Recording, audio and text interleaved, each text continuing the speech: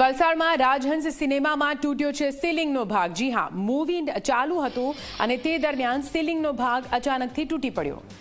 અચાનક સીલિંગનો ભાગ તૂટતા દર્શકોમાં નાસભાગ મચી ગઈ હતી। આપને જણાવી દઈએ, મૂવી ચાલુ હતી, ચાલુ શો દરમિયાન જ આ સીલિંગનો ભાગ તૂટી પડતા અફરાતફરી મચી ગઈ। અચાનક સીલિંગનો ભાગ તૂટતા દર્શકોમાં નાસભાગ। બનાવને પગલે સિનેમાના સંચાલકો એક્શનમાં આવ્યા।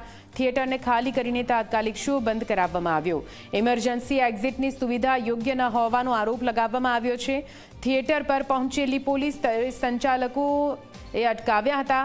સંચાલકોએ સમગ્ર મામલે સગેવગે કરવાનો પણ આરોપ લગાવ્યો છે।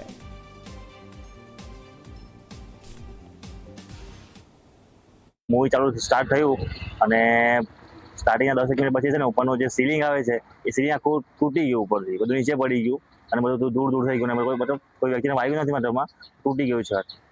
અને એક્ઝિટ માટે કોઈ એકદમ ઇમરજન્સી સુવિધા નથી, બેક સાઈડ કોઈ નથી, સ્ટાર્ટિંગથી જે છે પણ તે મતલબ ઉપરથી અગર આપણે લોબી બેસતા હોય તો જવા માટે પણ ટાઈમ લાગે થોડો, એટલે બેક સાઈડ એક્ઝિટ માટે કોઈ નથી અને ઇમરજન્સી માટે કંઈ હોતું જ નથી ત્યાં।